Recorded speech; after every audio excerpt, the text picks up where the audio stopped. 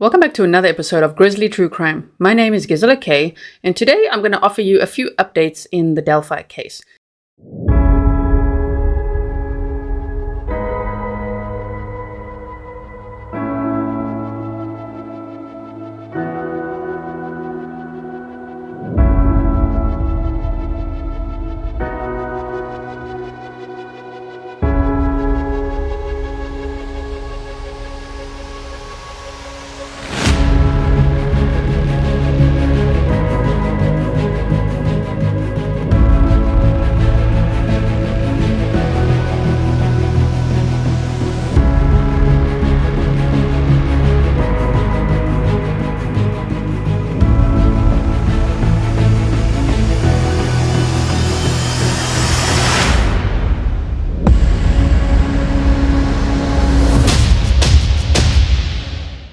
I don't know if you've seen this clip yet or not. I know it's being shared widely because it's pretty interesting information coming from Barbara McDonald, who you see on the right there. She is the producer of the Down the Hill podcast, which is really good and highly detailed. She's also a producer at Court TV, and she studied the Delphi case for many years. So it's very interesting to hear the information that she has, and we are going to play this in a moment.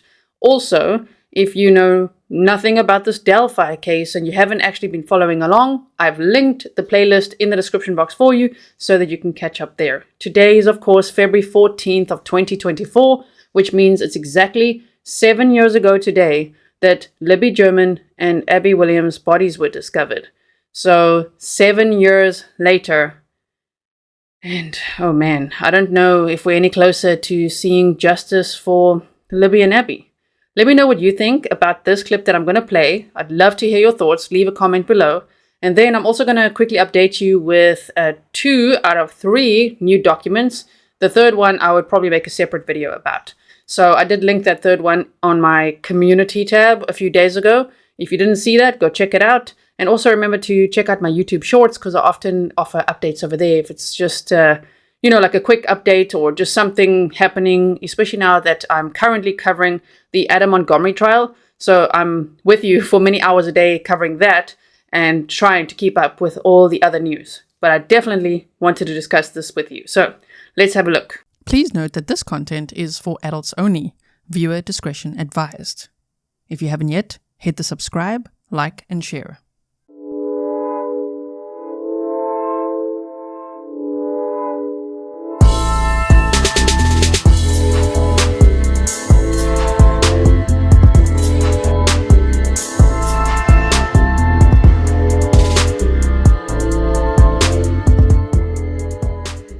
Terms of the evidence, what evidence is there that's essentially tying Richard Allen to these crimes? Well, there's a lot of circumstantial evidence. There are his own statements that he was out at the trails that day. There's some debate about what time he was actually out there and what time he left, which will be significant. But I'm just pausing here and there to offer some commentary as well in case you didn't know, but Richard Allen and his defense attorneys have said that he was there, and I can't remember the exact time now, but something like, yes, he was there between, let's say, 12 and 1:30 that day. But the question may have been, were you there between 12 and 3? So if you said, yes, I was there between 12 and 1:30, it would have maybe been noted as, yes, he was there. You know what I mean? So I think that's also what the debate is about as well. He's obviously going to need something to prove that he would have left before the girls even arrived or before the crime occurred. he did say that he was out there that day. Witness statements have described a man who looks similarly to Richard Allen, who was dressed the same way that he says he was dressed that day. I think we have some of the other points we're going to put up on the screen. We also know that some witnesses saw the car that appears to be his car out at the trails that day, and the .40 caliber bullet. Yes. Okay, now buckle up. Listen to this. The unspent round that was found between the bodies. Right. And my understanding is that discovery was made some days after the murder. So when the bodies were found on the 14th of February, 7 years ago tomorrow now, they did secure that crime scene for about 3 days, and they searched it, and then they cleared it for about a day, day and a half. Oh my word. So they searched the crime scene from when they found the bodies on February 14th of 2017. Okay, for about 3 days, the crime scene was secured. Then they released that crime scene. Oh my goodness, for about a day or day and a half. And then they re-secured it. My understanding is that unspent shell was discovered during that second search after the scene had been re-secured. Don't you think that's problematic, you guys? So they didn't find the unspent round in the first search, even though they said it was between the victims' bodies.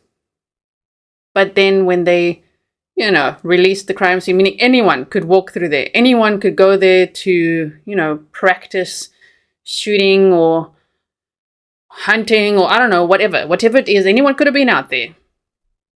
And in that time where the crime scene was not secure, and then they re-secured it, and then they found the unspent round. Really? And it was found... I like Julie Grant's reaction. What? Under the dirt. It wasn't just laying out in the open. It had been somewhat buried, whether intentionally or through time and the elements, we don't know. But that is the bullet that they're saying was ejected or cycled through his pistol that they discovered during the search warrant. Barbara. Which is the same type of gun as all the law enforcement officers have, I believe. Thank you for that. Joseph Scott Morgan, I wanted to talk to you about that in particular. What does hearing this information from Barbara now make you think about the securing of the scene, the clearing of it, the re-securing of it, and then the discovery of this round? Well, the biggest problem with this is the re-securing, because you can't really re-secure anything once you've released it. And guys, this is a huge problem. Oh my goodness. I mean, they have circumstantial evidence, which is already, interesting, difficult to prove, if that's all they have. We don't know what else they have, right? But I know that this unspent round is pretty important in this case. And so to say that they re-secured the scene, okay. That's a major problem, because that's any defense attorney worth their salt is going to move forward with that and say, well, how do we know that something wasn't placed down there in that interim, that kind of vacuum that creates at that moment in time, because the area is completely unsecured, or at least that's what they're saying by their own admission. That's problematic. It's problematic moving forward with the case. And the fact, if you didn't know, this is Abby Williams. She was 13 years old at the time when she was last seen. And on the right-hand side is Libby German, and she was 14 years old. Just two girls going out for a walk, in broad daylight on a day they had off from school. They went to the Monon High Bridge and the walking trails around there and were never seen again after February 13th of 2017, which, did you know that's called Galentine's Day? If it's like gal pals, girl friends going out before Valentine's Day, right? And they went out after having pancakes in the morning and just doing what teenage girls would do, just, looking forward to another day. And it's so sad to think that they would have been 20 and 21 years old now. My goodness. As my friend Barbara had alluded to, that when they found the round, which I have actually one right here. This is a .40 caliber round right here, unfired. When they found this round, it was beneath the surface of the dirt. So you have to be able to answer this question: how long had it been there? And you look and you see, because this is a brass round, you think about, well, is there corrosion on it? And where's the dirt embedded on this thing? And it can be problematic, really. I mean, it's a significant piece of evidence, but again, if you don't have this cohesion at the scene, that can be problematic. Right.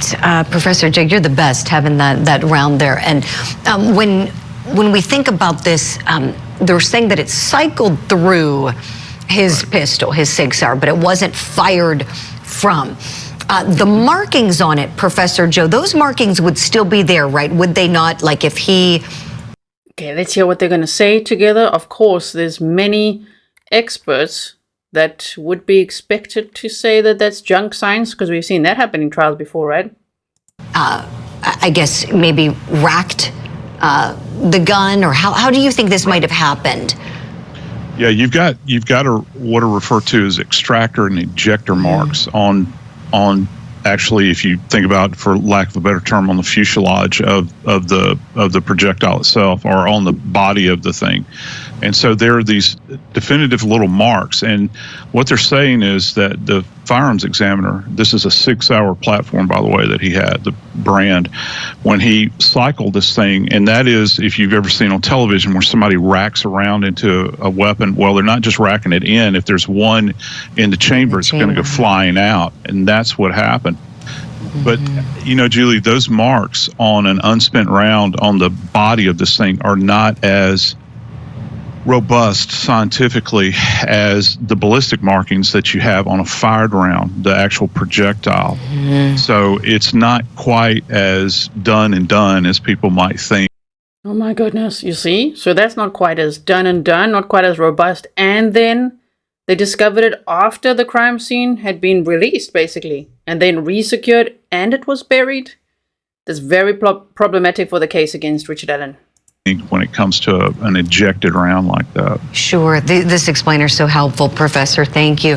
Barbara, let me go back to you, please, on what might be missing in terms of evidence that's linking him. You really dug deep into this one with Richard Allen. What do you think's missing? There's a lot.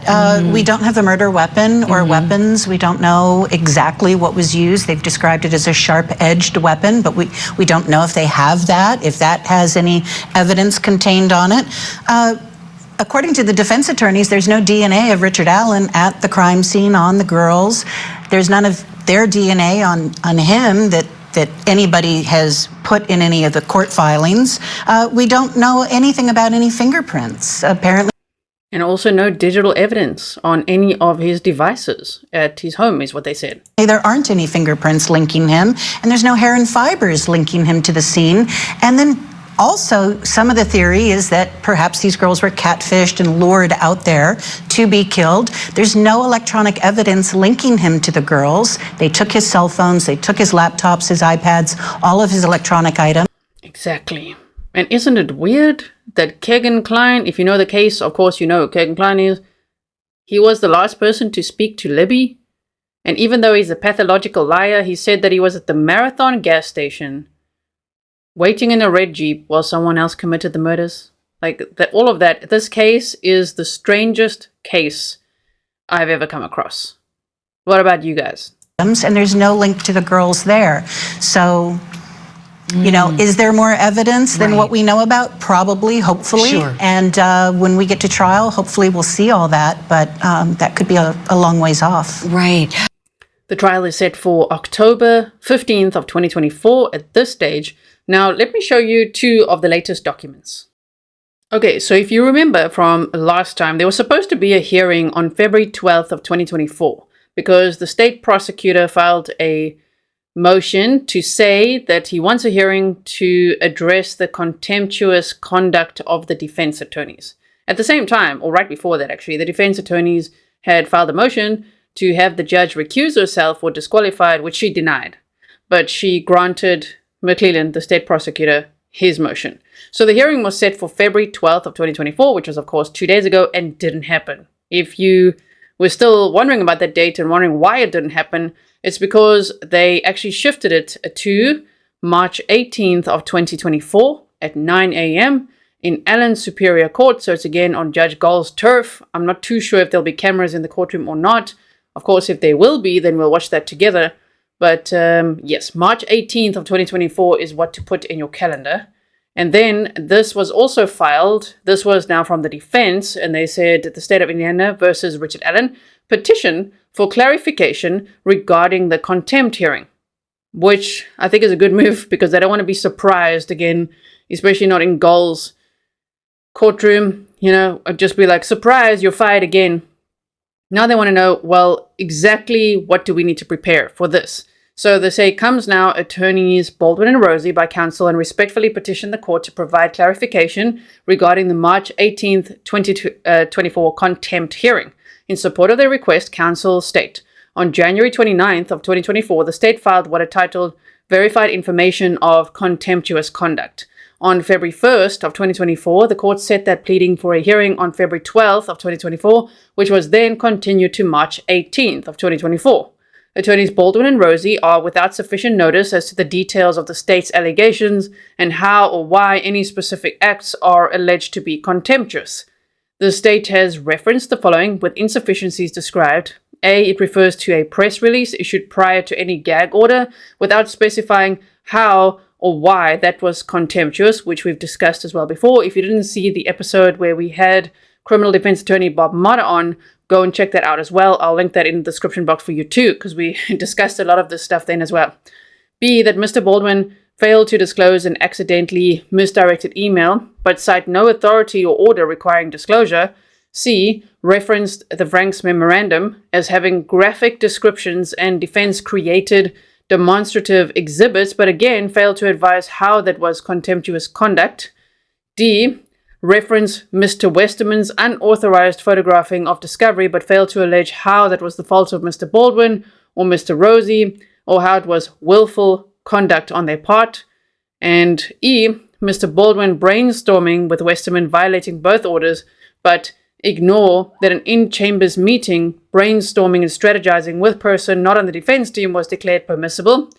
F, allege a trend of Baldwin and Rosie not being completely honest, yet offer no details or cite to any authority or requirement to support the allegation. And they say 5, it seems clear that the state is really attempting to charge indirect criminal contempt. See Defendant's Counsel motion for summary denial of the state's verified information for contemptuous conduct. As such, a separate filing and initial hearing will be contemplated. 6. Attorneys Baldwin and Rosie respectfully request notice whether the March 18th, 2024 hearing will be a formal advisement of the specific allegations or whether the court anticipates hearing testimony and receiving evidence. Wherefore, attorneys Baldwin and Rosie respectfully pray the court to provide guidance as to the substance of the March 18th, 2024 contempt hearing that is scheduled. So, those are the 2 latest documents, and that's the latest clip that I just wanted to discuss with you.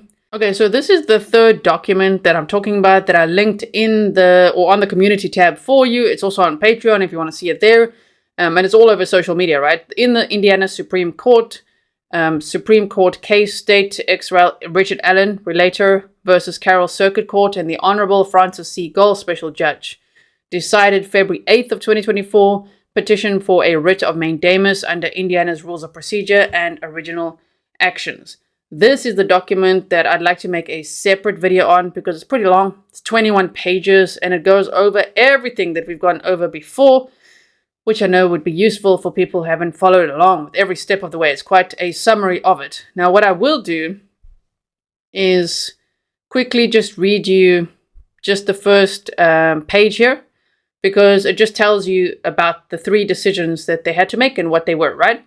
So, they say Justice Moulter. The state charged Richard Allen with 2 counts of murder. Because he couldn't afford an attorney, the trial court appointed public defenders Andrew Baldwin and Brad Rosie to represent him.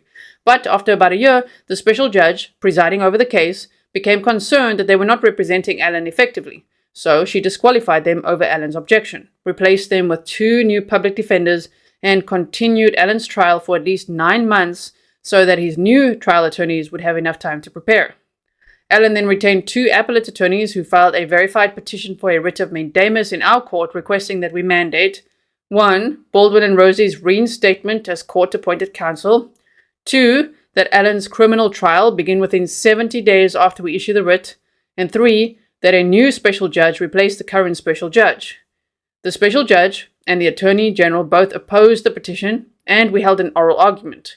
After considering all parties' excellent written and oral submissions, we granted Allen's request to reinstate Baldwin and Rosie, but denied his 2 other requests in a short order with this opinion to follow. Here, we explain our reasons for those 3 decisions. In short, we reinstated Baldwin and Rosie as Allen's court-appointed counsel because the trial court did not find that their disqualification was a necessary last resort after weighing the prejudice to Allen. We denied Allen's request for a trial within 70 days because he did not make that request in the trial court, and we denied Allen's request to replace the special judge because he did not overcome our presumption of impartiality by identifying facts showing clearly that the special judge is biased or prejudiced. To that I say, okay. And also, I'm pretty sure they're keeping a very close eye since this, right? Because she's definitely biased, in my opinion. In many of our opinions, right? Anyway, so that is, in short, what they decided. Now, the rest of the document, as I say, it just goes over everything that we've been through before already. Go and check out the playlist if you want to already see that. Otherwise, at some point, I could read through this entire document so that we have a nice recap. Okay, so that's pretty much the Delphi news that I have for you right now. Dying to hear what you have to say about this unspent round that was only found after the crime scene was re-secured and it was found buried. Like, that is just very odd to me. Anyway, so let me know what you think, and I will see you again in the next one. Stay safe.